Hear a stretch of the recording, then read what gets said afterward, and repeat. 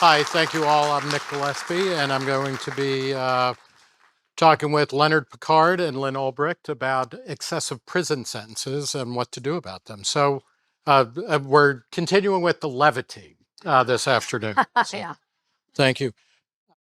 Leonard, I want to start with you talking about excessive sentencing and what that means. And I'll point out before we begin exactly that you are something of a Buddhist, and you are reported to have said when you were sentenced to 2 life sentences, whether that was concurrent or consecutive.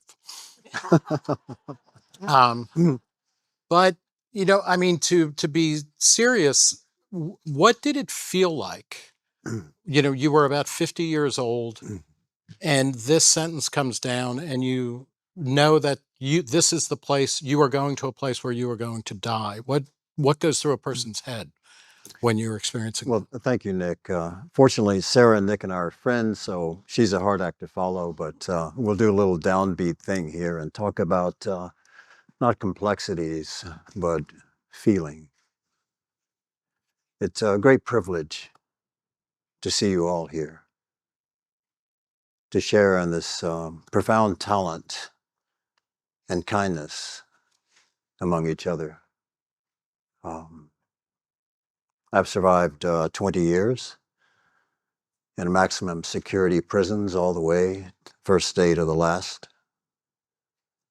That means 30-foot walls, multiple gun towers, searchlights, razor wire, no trees, no flowers, no streams, no animals, dirt, steel, cement.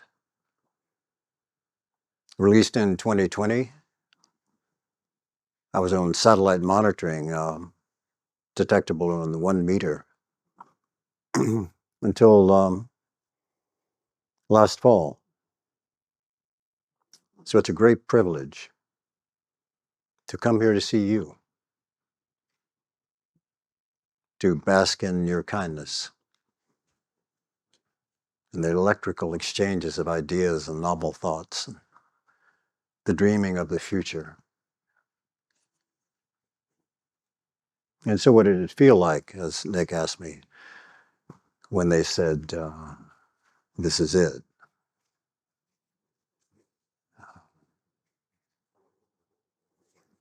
It's as though one's life is taken away with a word by a man in a black robe. All possessions, gone.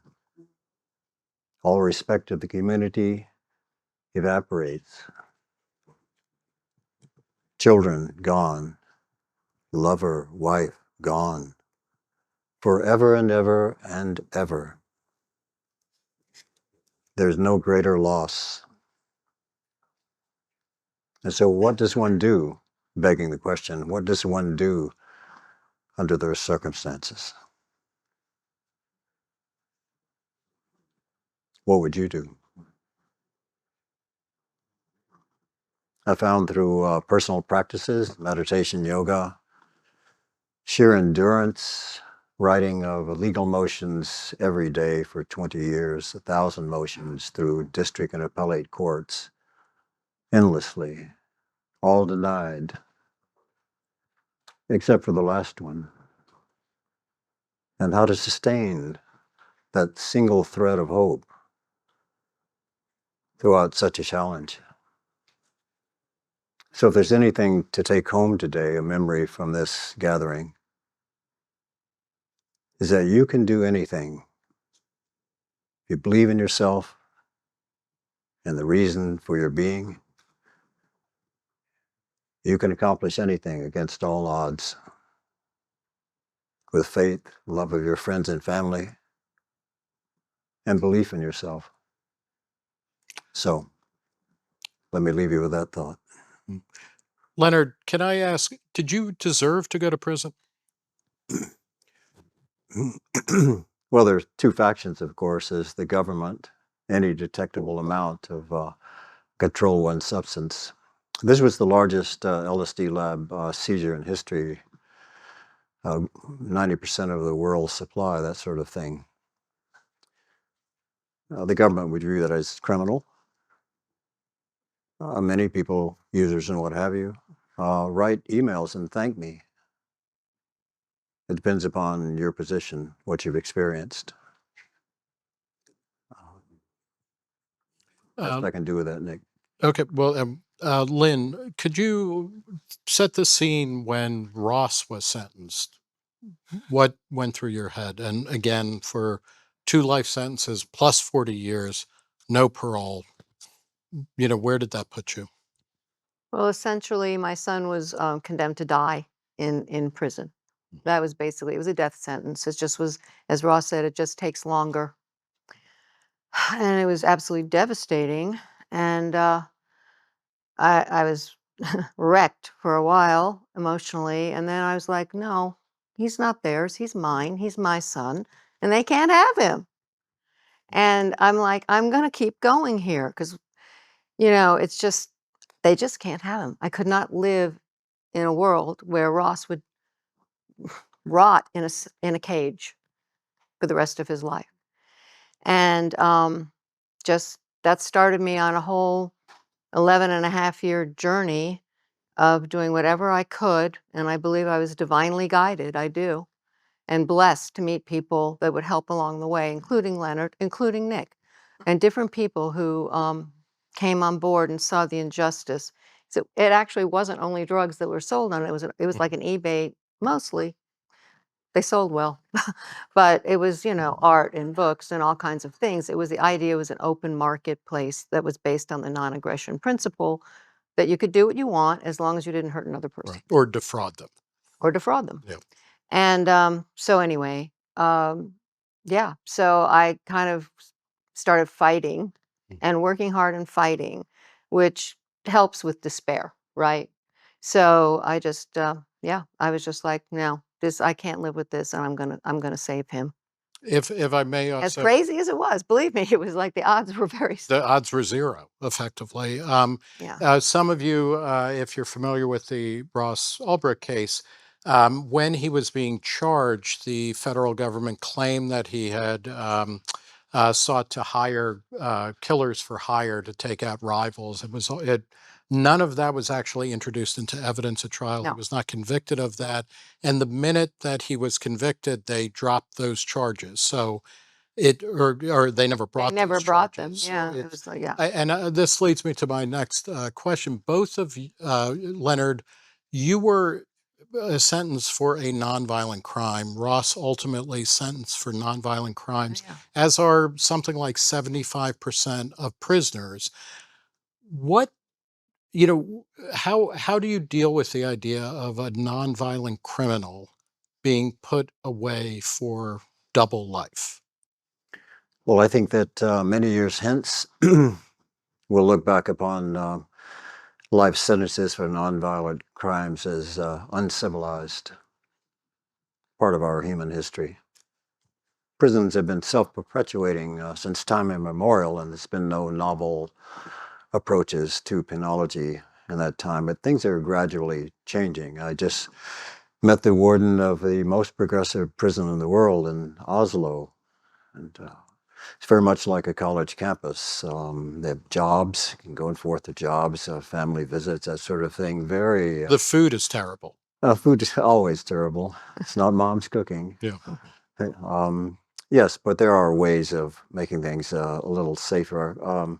As Nick and I discussed earlier, Ross's view and mine as well is that maybe 70%, 80% of all incarcerated people at any level, from camps to maximum security, could be easily controlled on home confinement or electronic monitoring, encouraged to seek employment or mandated to seek employment. Yes, things could be much better, but at the same time, having seen maximum security prisons, the greatest concentration of evil in an acre in the United States, and we're not even talking about the inmates. But you're not a So, right, brutal. The guards, some were very kind. Some eventually came and shook my hand and said, "We don't think you should be here." Others were malicious, over-controlling, severe, brutal, psychically. But there are a percentage of inmates who are extraordinarily dangerous, really killers, horrific crimes I would not want to tell you about. And yet you're immersed in this environment all day long. For those individuals, confinement is an absolute necessity. Forever, perhaps. So, but the good news, 80% could go home. Nothing would change in society except our benevolence. Yeah, neither of you are abolitionists. You don't believe prison shouldn't exist, and the chief function or the first function of a prison is to protect society, to keep Absolutely. society safe. Could you talk a little bit about the costs, both financial but also psychic, of having a son in prison, and what how did you deal with that, and how does that change your life? And there's about 2 million prisoners in America, so we can kind of multiply out from Absolutely. your experience. Well, I feel like if your loved one is in prison, you're doing time too. It's not as bad. It's not like you're trapped in there, but you're doing time. It's always with you, and it's hard. It's there's always a well of there for me. It was always kind of a well of sadness that I didn't, after a while, for many years, it was 11 and a half years, realize was there until he was out. And then I suddenly realized, God, I'm so happy. Why am I happy right now? I'm in a parking lot. And but it was gone. That well of sadness. And it really struck me with the children who would come and visit in the prison. I remember this one little boy. We were at MC Metropolitan Correctional Center where Epstein was and El Chapo was, and we were going up in an elevator, and "I love my dad" T-shirt, and he was all excited to see his father and crawled all over him when he saw him, was just hung on him and soaked him up while he was there, and then, of course, gets pulled away, and it was a very different child who went down that elevator with me, and he was shattered, crying, harmed, and there's almost 3 million of these children, that have incarcerated parents, and most of those parents are in there for nonviolent, mostly drug crimes, and that, you know spreads out into entire families, of course, and the communities. And then those kids are statistically likely to end up in prison too.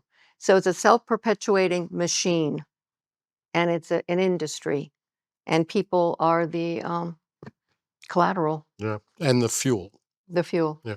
Leonard, what are you doing with your freedom? And you are free now. You have a passport. You've traveled a lot. How are you?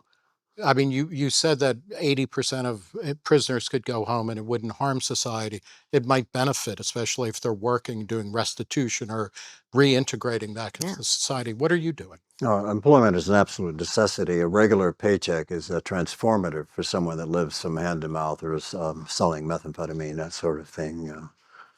I was very blessed to land on my feet with family and friends. I was immediately hired by a venture fund in New York City to advise on various topics. Let's be clear, pharmaceuticals.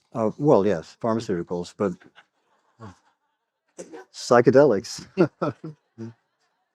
But at the same time, there's hundreds of millions of dollars going into psychedelics. So one of our investments was just sold for $1.2 billion to AbbVie just last month. I'm currently a research affiliate at Harvard Law, and it's Petrie Flom Center on Biotechnology. I interview and bring in CEOs of biotech firms to handle panels. I'm involved in a startup with my son who's on his way to medical school. In biotech, we have some of the world's leading neuroscientists on the advisory board and just raised several $100,000. But 5 years ago, I had one pair of shoes, Mhm. one pair of jeans. But thank God we were protected from you, Leonard. Yeah. Yeah. And Uh, speaking of Ross, Ross came into my prison. I was 19 years in when I met Ross. He came in, and we knew he was coming, and there he was.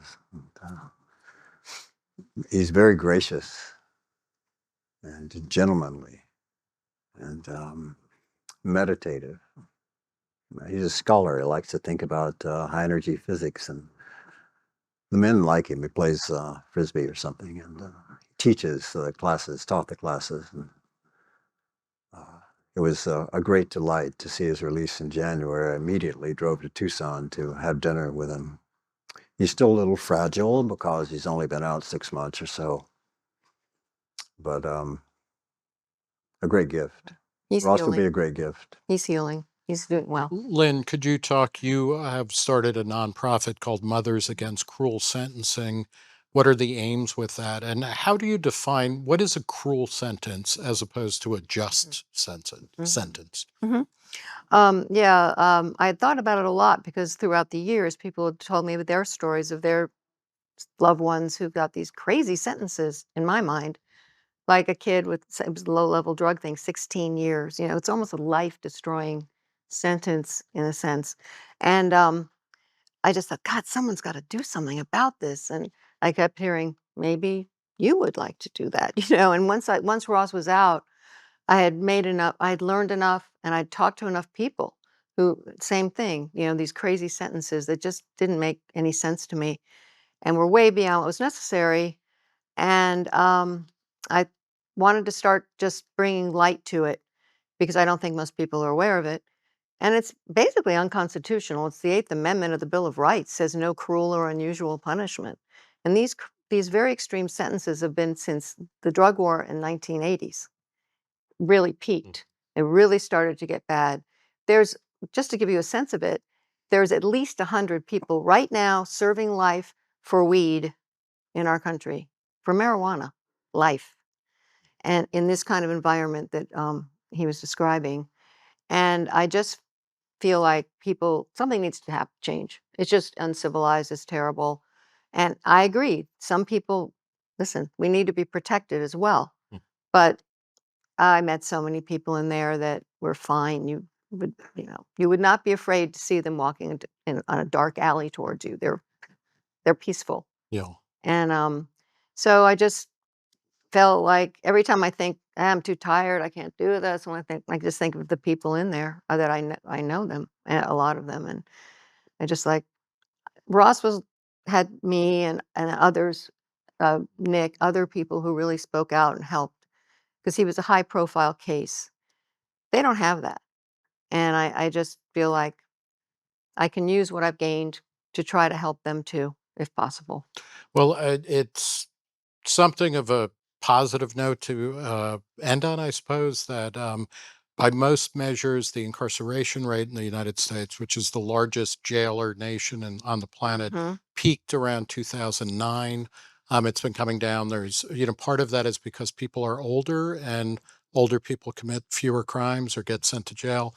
Part of it is that Donald Trump, of all people, who was president when your sentence was commuted, who pardoned Ross and made it part of his platform, actually, signed the First Step Act, He did. which reduced certain criminal penalties and Big time. expedited the release of prisoners. But Yes. so there's that. But Leonard, we have 10 seconds left. What's the one thing that we could do to bring more justice to the justice system? Well, the question is, what kind of gift can we give you from these experiences? Ross can speak, and I can speak about if you are going to die in there and you know it every day, and then suddenly it goes away. It's like being born again. It's like being given a second life. It's like a miracle. Second life. What do you do with that second life?